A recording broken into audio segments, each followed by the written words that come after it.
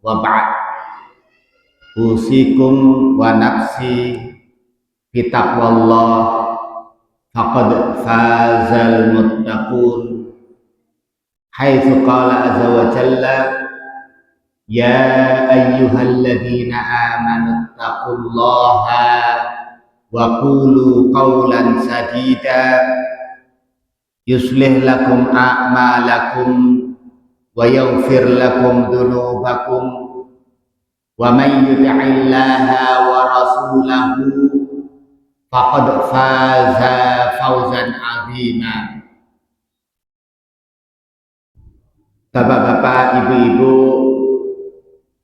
hadirin wal hadirat, jamaah pengajian Ahad pagi Masjid Nurul Huda. Alhamdulillah, monggo kula panjenengan tansah memuji syukur dumateng Allah Subhanahu wa taala. Pagi ini Allah karuniakan kepada kita pagi yang cerah, srengenge genah nggih Pak nggih. Bahasa Jawane napa, Bu? Enter. Bocah siki ora ngerti penter.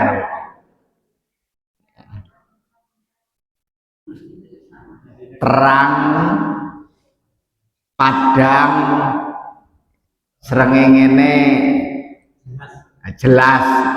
Apa ya terjemahannya bahasa Indonesia penter? Napa ya? Alhamdulillah. Misalipun urip menika boten wonten srengenge,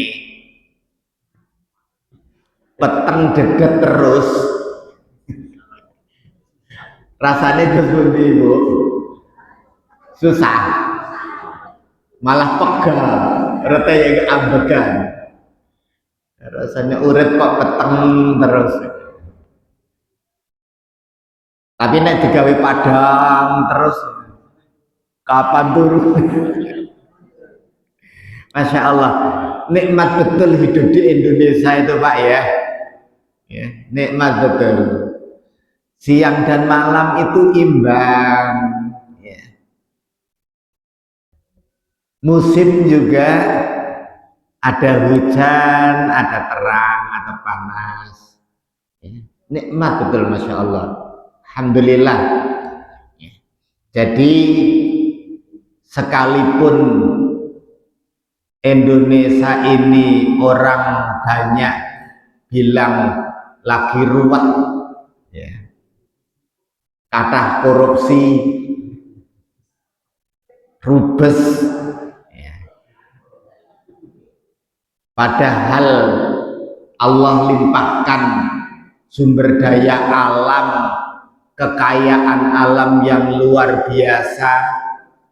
Kita punya negara itu daratannya ya luas, lautannya juga luas, apa-apa ada, tambang ya ada, hutan ada, ikan macam-macam di laut juga ada, tapi rakyatnya belum sejahtera. Sekalipun seperti itu, ya, kita sebagai orang yang beragama, sebagai orang Islam, sebagai manusia yang percaya kepada Tuhan, tetap bersyukur kepada Allah Subhanahu wa ta'ala. Nomor 1. Nomor 2, jangan pernah merasa lelah untuk mencintai negeri sendiri. Ya.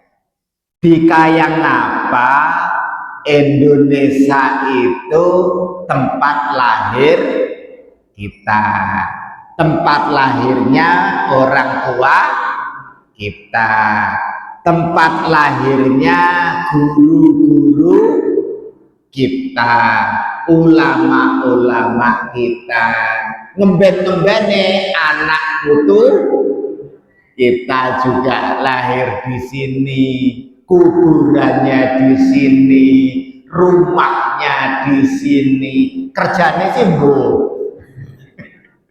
kerjanya sih bu, tapi di sini. Tetangga kita yang baik-baik juga banyak, ya.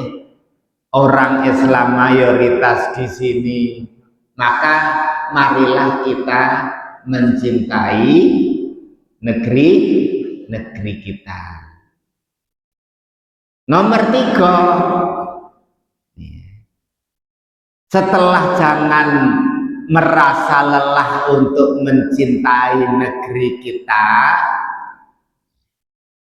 paribasan duwe anak ireng bae tetep disenengi nggih Bang nggih. Nah, di rumah. Jadi ora kudu napa glowing kaya artis Korea. Ya. Maka yang nomor 3, kita juga jangan pernah lelah untuk membangun, untuk menjaga, untuk memperbaiki yang belum baik. Jangan pernah merasa lelah untuk terus berbuat baik membangun negeri ini. Ora ketang mung andil nandur sawit apokat, sawit duku, dan sawit napa sing jenengan seneng jengkol pete. Lalu nandur jengkol kapan panene tan lho, gua anak putu. Nggih. Gua anak putu menika nilene nggih sedekah. Lho kok sing seneng putune, lho iya kok ora apa. Mboten napa-napa, engko sing mundur dukune, putune. Lah jenengan mundur duku napa jenengan sing nandur niki? Nek udah timun sih jelas jenengan sing nandur duku niku lho. Wong tuwa gemien. Ya. Jengkol, duku, napa malih ten mriki? Kathah nggih, buah-buahan. Ora nandur siji melu duweni. Ngapuni? Oh iya bener. Oh tak tebasna. Padahal orang nandur. Berarti sing nandur gemien coba sedekah ya akeh banget jenengan nebasna oleh 10 juta. Berarti sing nandur gemien sedekah. Nek dipangan codot ya dihitung sedekah. Masalah Gusti Allah menika Maha Pemurah pancen nggih. Wis wae ya Gusti Allah sing nikelna, sing gawe kembang, sing dadi wah napa kula panjenengan mboten ngencepno ben ora.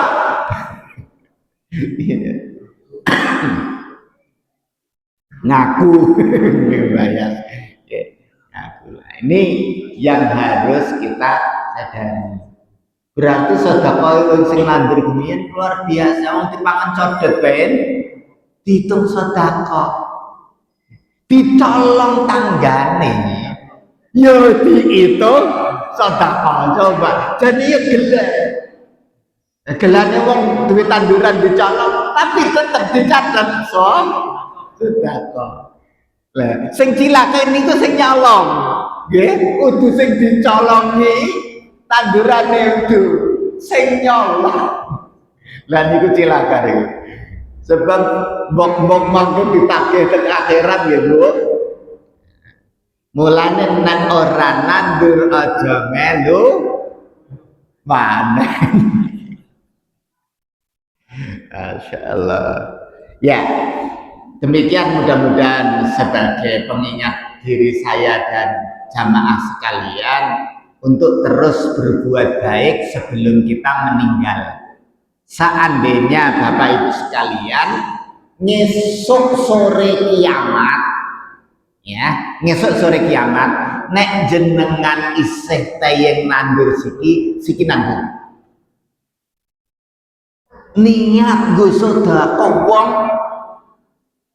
berikutnya, niatnya itu nanti sudah luar biasa pahalanya di sisi Allah Subhanahu wa Ta'ala. Gitu. Jadi hari ini terus kita berbuat baik, tetap memberikan hal yang positif bagi negeri kita tercinta Indonesia Raya ini, ya. Senajan mung nandur sawit, nandur, ya. Adapun orang Padang rusak nambang mandi triliunan rusak, ya kuwi wis urusane kok karo Gusti Allah lah, nggih. Kudune itu memang haknya pemerintah yang nambang untuk kesejahteraan rakyat semuanya, sehingga napa Pak? Adil, ya, keadilan sosial bagi seluruh rakyat. Baik Bapak Ibu hadirin wal hadirat rahimakumullah, hari ini kita melanjutkan pembahasan tafsir kemarin surat Al-Imran. Kita kemarin sudah bahas tentang ayat kedua, Allahu la ilaha illa huwal hayyul qayyum. Saya sudah menjelaskan bahwa Syekh Muhammad Ali As-Sabuni menjelaskan ada dua garis besar pembahasan di dalam surat Ali Imran ini. Satu tentang akidah yang bersih, akidah yang murni, yang suci, dan yang kedua tasyrik, pensyariatan hukum, pensyariatan hukum, berbagai hukum, khususnya hukum jihad fisabilillah. Garis besarnya surat Ali Imran itu dua poin itu. Nah, ayat kedua membahas tentang tauhid, bahwa dalam keyakinan kita sebagai orang Islam, la ilaha illallah, sesembahan itu, zat yang berhak untuk disembah hanya Allah Subhanahu wa Ta'ala. Tuhan yang berhak disembah itu hanya Allah Subhanahu wa Ta'ala. Itu pertama. Kedua, Tuhan Allah yang disembah-sembah orang Islam itu Tuhan yang maha hidup. Orang nana Tuhan tahu mati disit terus bangkit urip maning, enggak, ya. Loh, kalau Tuhan terus mati kemudian hidup lagi diperingati jadi hari kebangkitan, nah ini enggak seperti itu lah. Kalaupun ada orang atau manusia lain itu meyakini kebangkitan Tuhan, ya itu urusan mereka atas dasar apa. Kalau orang Islam tidak boleh meyakini Tuhan itu mati, ya. Karena ada orang yang saking judeknya mungkin ya Pak, percaya alam semesta ini nggak mungkin terjadi dengan sendirinya. Pastinya harus ada Tuhan yang menciptakan. Ning Tuhan ini ngendi? Akhirnya milih saking judeknya mungkin ya, milih pikiran God is dead. Tuhan udah mati, arah ketemu. Nah, bagi orang Islam nggak begitu, ya. Allah itu maha hidup, ya. Tidak pernah mati, apalagi bangkit kembali dari kematian. Ngantuk saja enggak, tidur saja, apalagi tidur, ngantuk saja enggak. Itu Tuhannya orang Islam, ya. Ini masalah keyakinan, tauhid kita, akidah kita. Yang kedua, Tuhan yang disembah-sembah oleh orang Islam, Allah Subhanahu wa Ta'ala, itu Al-Qayyum. Al-Qayyum itu apa? Pinggir, Pak. Maha ngupeni, maha mengurusi, sengurusi kabehane. Kalau di dalam surat Ar-Rahman itu kulla yaumin huwa fi sya'n. Tiap hari Allah itu sibuk. Sibuk apa ya terjemahan sing enak, masa sibuk. Lah jenengan butuh rezeki, jenengan butuh napas, disediani kabeh, dijatah kabeh, sing mati jam pira ya jadwale ana kabeh. Nah, itu jadi kulla yaumin huwa fi sya'n. Tiap hari Allah dalam kesibukan, bahasanya kesibukan dalam aktivitas ngurusi manusia seluruh uborapene, ya, diurusi Allah Subhanahu wa Ta'ala. Artinya kita yang beriman kepada Allah Subhanahu wa Ta'ala aja wedi, aja khawatir ora diurusi Gusti Allah. Nggih napa mboten? Kalau punya hajat apa saja minta kepada Allah. Punya masalah apa saja mengadu kepada Allah Subhanahu wa Ta'ala Al-Qayyum, sing maha ngurusi, ngopeni, ya. Itu tauhid. Itu yang namanya tauhid, beribadah menyembah hanya kepada Allah Subhanahu wa Ta'ala, meyakini Allah itu maha hidup, maha ngurusi. Lanjut. Kemudian bab pembahasan kedua, ayat ke-3 ini mulai bahas tentang iman kepada kitab-kitab Allah, ya, membahas tentang kitab suci. Bapak Ibu sekalian, wong urip kudu duwe cekelan. Cekelan itu pedoman, ya, pedoman, ya. Wong ora duwe pedoman menika wong sing mesti kesasar. Kesasar niku napa? Sesat. Ya, wong nek ora duwe pedoman mesti sesat, mesti kesasar. Ya. Jadi hidup itu perlu punya pedoman. Pedoman yang benar itu adalah kitab yang suci, ya. Kitab suci. Kitab suci adalah kitab yang diturunkan oleh Zat yang Maha Suci, diturunkan oleh Allah, bukan kitab gawean manusa.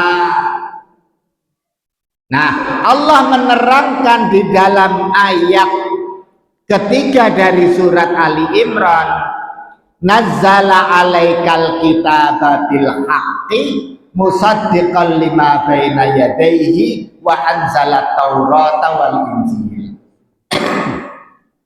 Nazzala alaikal kitaba bil haqqi artasipun Allah Subhanahu wa taala nurunaken kitab menika kitab Al-Qur'an maring sliramu, maksudipun maring Kanjeng Nabi.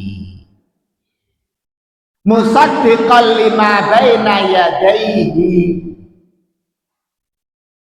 sing isine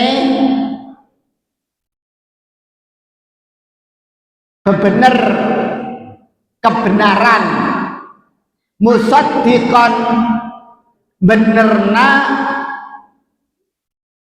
lima baina yadayhi, kitab-kitab sedurunge Al-Qur'an. Nah, ini pertama ya. Bapak Ibu hadirin wal hadirat rahimakumullah. Yang pertama, kita harus meyakini Al-Qur'an adalah kitab suci yang diturunkan oleh Allah Subhanahu wa taala kepada Rasulullah sallallahu alaihi wasallam. Artinya Al-Qur'an itu asal usulnya, sumbernya dari saking pundi Bu? Saking Gusti Allah. Al-Qur'an itu dari Allah. Apa buktinya Al-Qur'an itu dari Allah? Bapak-Ibu sekalian, Bapak-bapak, napa niku buktine nek Al-Qur'an menika saking ngarsane Gusti Allah? Kalau kita belajar ulumul Qur'an, ilmu yang belajar, mempelajari, mengkaji ilmu-ilmu tentang Al-Qur'an, maka kita akan mendapatkan pembahasan bahwa bukti asal usule Al-Qur'an menika saking ngarsanipun Allah Subhanahu wa taala adalah ijazuhu, artinya kemukjizatan Al-Qur'an, kemujizatannya. Saya ulangi lagi, bukti Al-Qur'an itu dari Allah adalah kemujizatannya. Salah satu di antara kemukjizatan Al-Qur'an, keajaiban Al-Qur'an adalah tahaddi bil Qur'an, tantangan Al-Qur'an kepada orang-orang kafir untuk mendatangkan atau untuk membuat kitab semisal Al-Qur'an. Nggak bisa wes 10 surat kaya Qur'an, orang kafir juga nggak bisa. Ditantang lagi wes ora usah 10 surat. Al-Qur'an itu 100 pinten Pak? Bu. 114 surat. Ora usah 10 surat. Satu surat saja yang semisal Al-Qur'an sudah lebih dari 1000 tahun sampai hari ini belum ada dan tidak akan pernah ada orang manusia yang bisa membuat kitab suci sebanding dengan Al-Qur'an. Itu kemukjizatan. Sehingga orang yang percaya kepada Al-Qur'an, bahwa Al-Qur'an dari Allah, kalau ditanya kok kamu yakin percaya, ya keajaiban Quran. Apa sih ajaibnya Quran? Al-Quran nantang coba menungsa di sing kaya gawe kitab kaya Quran. Sudah lebih dari 1000 tahun tidak ada yang bisa. Nanti kalau ada yang nyoba bikin kayak Musailamah Al-Kadzab, itu sama para ahli. Orang mutu bahasanya, konten isinya, ya, struktur, ya, atau makna-makna lafadznya dan sebagainya. Nah ini keajaiban Al-Quran. Masih banyak keajaiban-keajaiban yang lain yang ada di dalam Al-Quran yang menunjukkan Al-Quran itu adalah dari Allah Subhanahu wa Ta'ala. Kalau kitab Al-Quran itu dari Allah yang Maha Suci, maka isinya juga pasti benar, al-haq.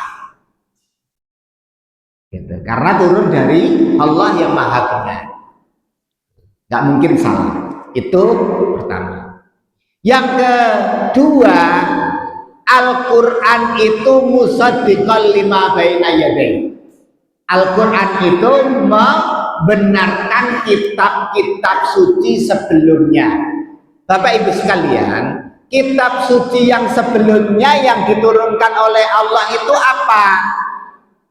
Wa anzalat Taurata wal Injil. Di antaranya Allah turunkan Taurat dan Injil yang sekarang masih disebut-sebut sebagai kitab suci, Taurat dan Injil. Bagaimana isinya? Maka jangan kaget kalau isinya ada atau banyak yang sesuai dengan Al-Quran. Masalahnya kitab Injil dan kitab Taurat yang hari ini masih ada disebut sebagai Injil misalnya, versi Injil itu banyak. Mana yang asli? Orang bingung. Salah satu kelemahan paling fundamental, paling mendasar kitab Injil yang sekarang adalah tidak bahasa aslinya lagi. Itu problem. Kelebihan Al-Quran termasuk tata cara ibadahnya itu bahasanya masih original. Kenapa sih Quran nggak pakai bahasa Jawa bayang? Kita kan orang Jawa. Al-Quran tetap pakai bahasa Arab, ya, sehingga tidak ada perubahan-perubahan yang kemudian menimbulkan polemik. Kalau terjemahannya macam-macam versi terjemahnya, tapi tetap aslinya ada, sehingga bisa dirujuk ke aslinya. Nah, ini yang harus kita sadari. Karena terjemahan bukan bahasa asli, pasti akan terjadi bias, ya, nyimpang, berbeda dengan aslinya, nggak bisa utuh lagi. Itu problem utama kitab suci sebelumnya. Yang kedua, menurut Al-Quran, kitab suci Taurat dan Injil yang Allah turunkan dulu itu sudah terkontaminasi dengan campur tangan manusia, alias diowah-owahi. Itu karena nggak ada aslinya, maka sulit untuk mempertanggungjawabkan kesucian kitab Injil yang ada hari ini. Tetapi untuk kitab Injil yang asli yang dulu itu diturunkan oleh Allah Subhanahu wa Ta'ala, orang Islam semuanya mengimani dan percaya. Harus mengimani dan percaya.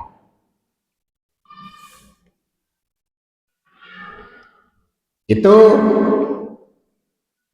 pendirian akidahnya orang Islam tentang kitab suci.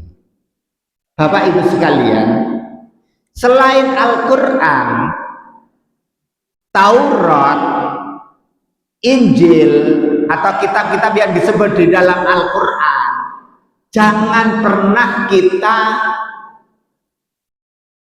meyakini sebagai kitab yang diturunkan dari Allah. Tanpa keterangan dari Al-Quran, kita jangan pernah percaya ada kitab suci. Lu sungguh kok nyari kitab suci? Sungguh kok film ya. Jadi kita itu orang yang beragama Islam hanya meyakini kitab suci adalah kitab yang diturunkan oleh Allah Subhanahu wa taala. Tok wis. Ben genah itu kan diwehi tok nggih, Pak. Ben orang mambra-mambra pikiran kita itu jangan percaya sama kitab untuk jadi pedoman hidup yang tidak jelas asal usulnya. Kitab itu suci tidak suci itu yang dilihat adalah asal usulnya. Asal usul Al-Quran diyakini dari Allah, argumennya, dalilnya, alasannya adalah tentang pemujizatannya. Sudah saya sampaikan tadi. Baik, kita lanjutkan. Min qablu hudal linnasi wa anzalal furqan. Al-Quran itu minangka pituduh kanggo menungsa, ya, hudal linnas. Berikutnya, Al-Quran itu adalah hudan, petunjuk linnas bagi manusia. Nah, inilah sebabnya kita menjadikan Al-Quran sebagai pedoman hidup.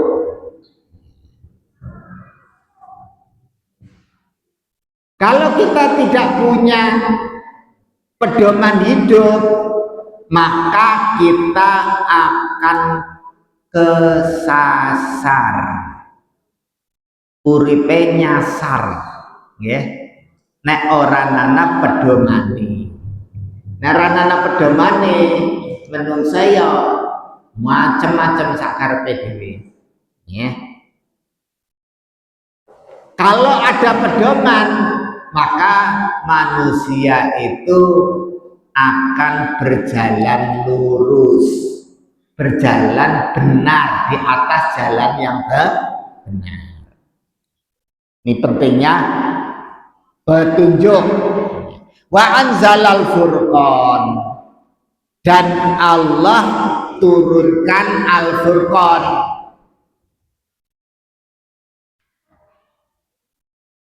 Allah Subhanahu wa taala nurunkan Al-Furqan.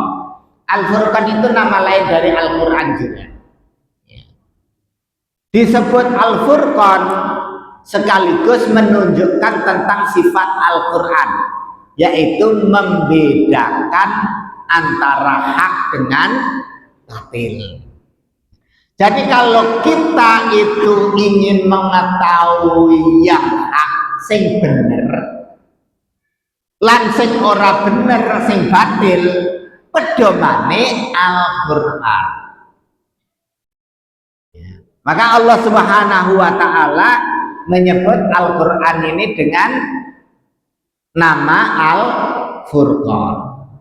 Jadi kalau masalah benar tidak benar itu ya orang Islam harus kembali kepada Al-Quran, pakai pedoman Al-Quran. Bapak Ibu hadirin wal hadirat rahimakumullah.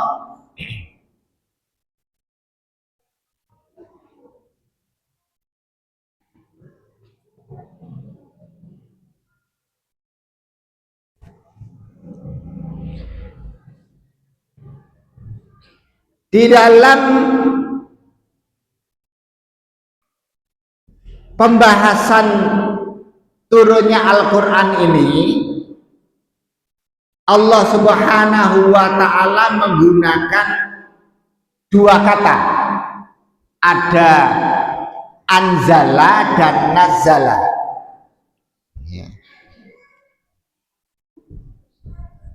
Anzala dan nazala, artinya sama-sama menurunkan, tetapi kandungan maknanya berbeda, ya, punya kandungan makna yang berbeda. Untuk urusan menurunkan Al-Quran, kita akan ketemu kata anzala, Allah menurunkan, atau kata nazala, Allah menurunkan. Begitu juga di surat ini, di surat Ali Imran, nazzala alaikal kitaba bil haqqi, Allah nurunaken maring seliramu Al-Quran dengan kebenaran, bil haq. Sementara di Al-Furqan, wa anzalal furqan, Taurat dan Injil, wa anzalat Taurat wal Injil, ya, Allah turunkan pakai anzala ketika membahas Taurat dan Injil. Ketika membahas Al-Quran, nazzala, ya. Ada anzala, ada nazala, dua-duanya dipakai oleh Allah Subhanahu wa Ta'ala. Karena di dalam tafsir Jalalain disebut juga, maka saya bahas, ya. Di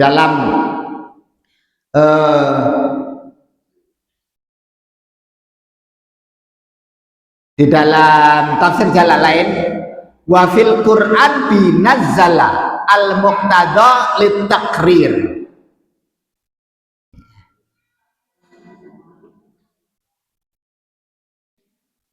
tentang Al-Quran Allah Subhanahu wa Ta'ala menyebut dengan kata nazzala, yang bawah itu ya, di papan tulis, nazzala, menurunkan.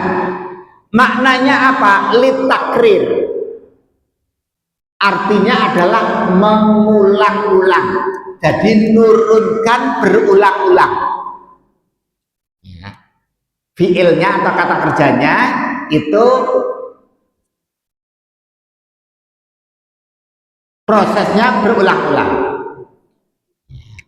Jadi nazala, sebentar saya tulis. Nazala artinya adalah turun. Nazala artinya menurunkan, tapi maknanya mengandung prosesnya berulang-ulang. Itu namanya litakrir. Sementara anzala menurunkan, tapi makna yang terkandung menurunkan dalam anzala itu sekaligus.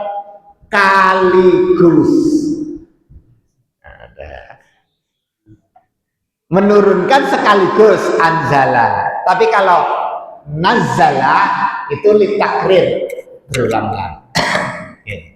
Kenapa Al-Quran kok disebut nazala, diturunkan berulang-ulang, juga disebut anzala, menurunkan sekaligus? Dipoto tulisannya lainnya. Ya. Begini Bapak Ibu hadirin wal hadirat rahimakumullah, contoh untuk padanan ya, qatala, membunuh. Kalau qatala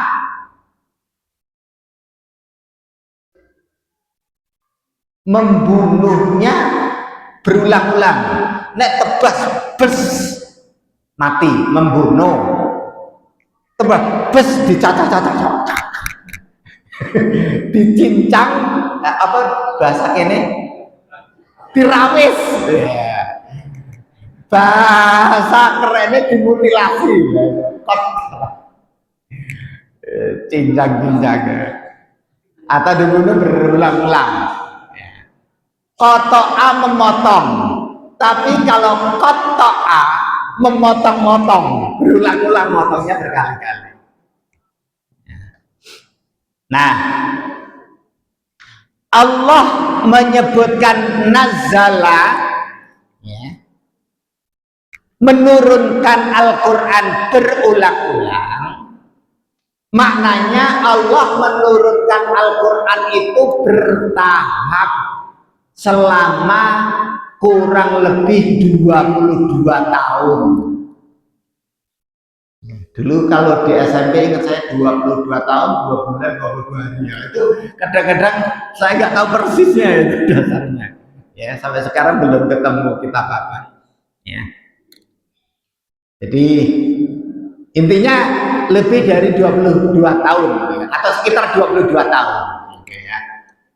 22 tahun turunnya Al-Quran. Bertahap dari mulai surat Al-Alaq dulu ayat 1 sampai 6. Terus sampai rampung 30 juz. Itu bertahap. Kok ada Allah turunkan sekaligus anzala?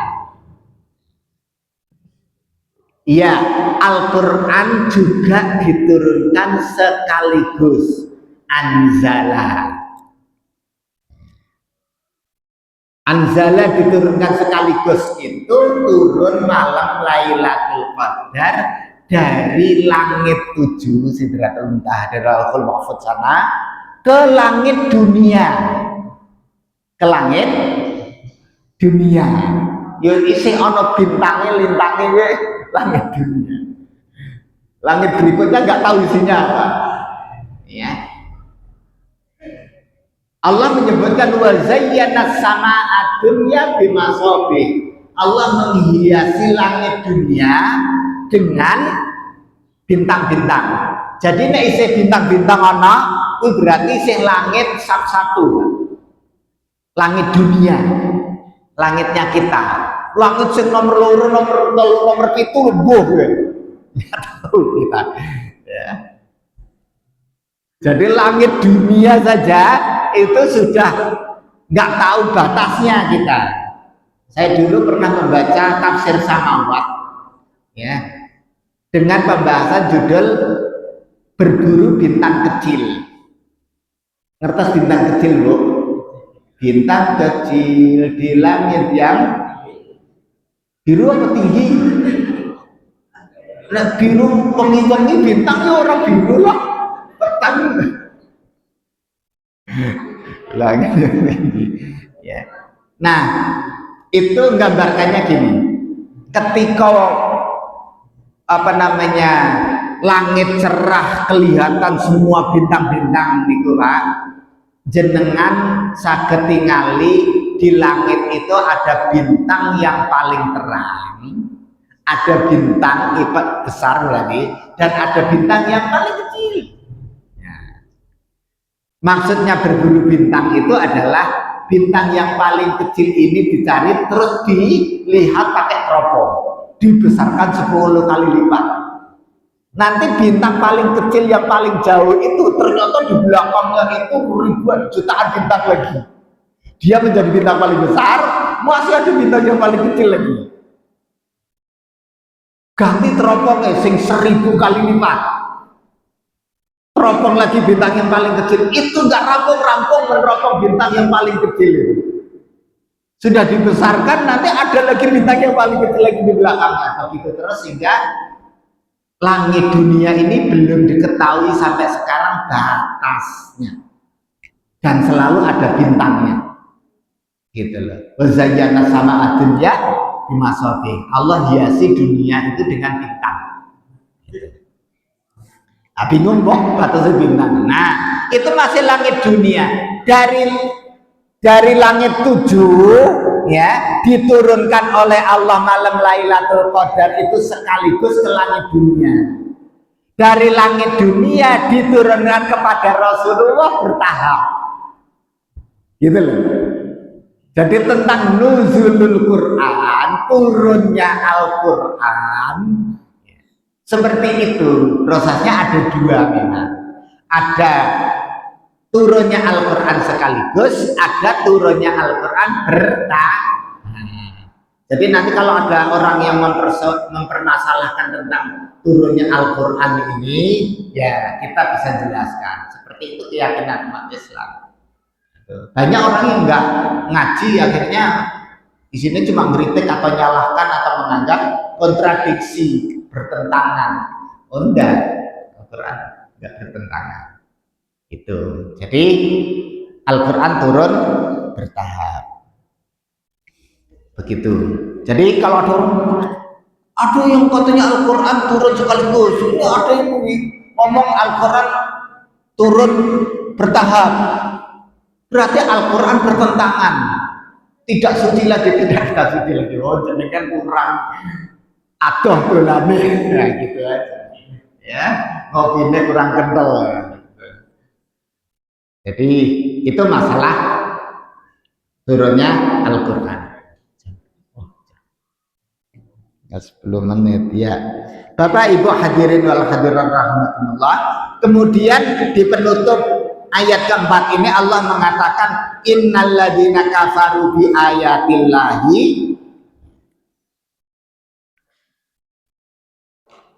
satemene wong-wong sing ingkar maring ayat-ayate Gusti Allah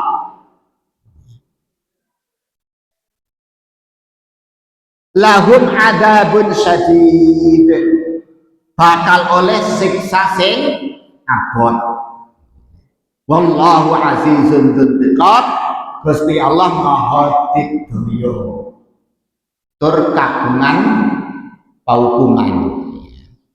Allah maha digdaya tur kagungan paukuman. Yang kita kemudian bisa pahami Bapak Ibu hadirin wal hadirat rahimakumullah, iman kepada kitab suci itu wajib. Resikonya ingkar terhadap kitab suci Al-Quran yang diturunkan Allah itu adalah jadi kafir. Ya. Orang yang kafir atau ingkar kepada Al-Quran itu ancamannya siksa yang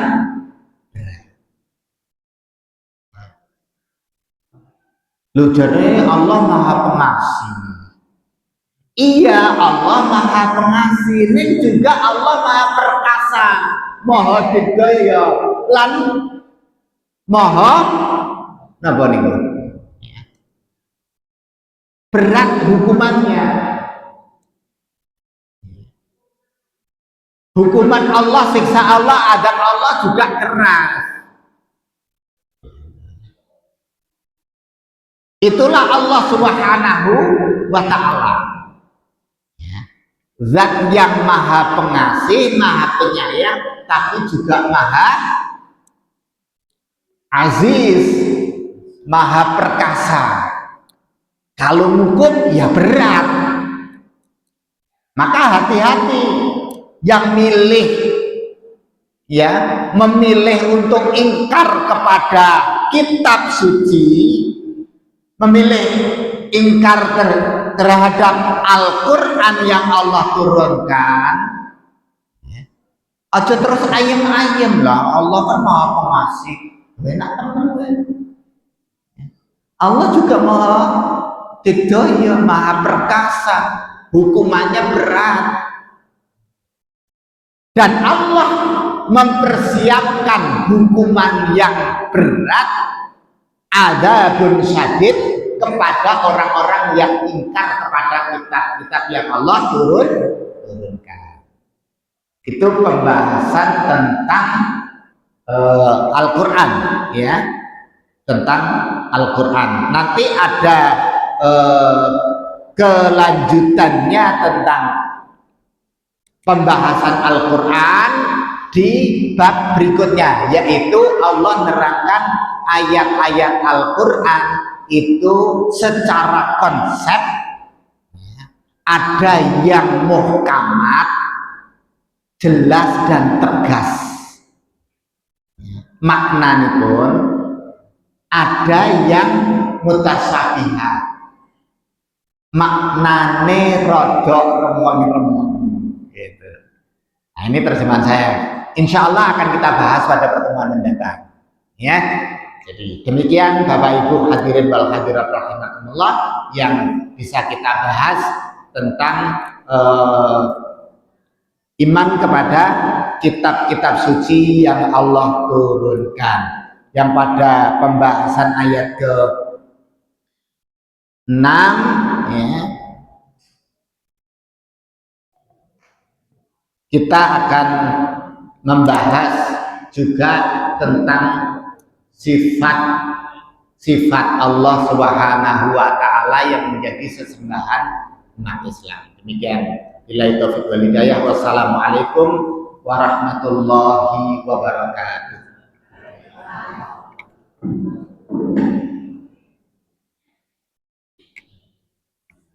Demikian tafsir dari surat Al-Imran ayat 1 sampai tentang tauhid atau keimanan kita terhadap kitab Allah Subhanahu wa taala. Semoga dapat kita ambil pelajaran dan beberapa poin yang dapat kita jadikan pedoman kita dan menambah iman kita tentang kitab Allah Subhanahu wa taala. Bapak Ibu yang dirahmati Allah Subhanahu wa taala, selanjutnya kami sampaikan beberapa pengumuman. Yang pertama, berhubung ahad depan itu ada acara dan agenda lain, kita putuskan mungkin Bapak Ibu mau diliburkan atau tetap dijalankan.